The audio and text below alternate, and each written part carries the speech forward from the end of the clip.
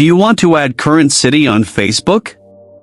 You can change current city on Facebook with just a few simple steps. Before we begin, please like this video and subscribe to our channel. I've also included some helpful tools and apps in the description, so be sure to check them out. To add current city on Facebook. First, open the Facebook app on your mobile device.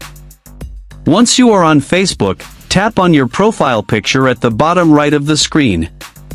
Now you are on your Facebook profile screen. At the top of the screen, tap on the Edit Profile icon.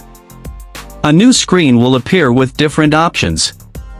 Scroll down to the Personal Details section.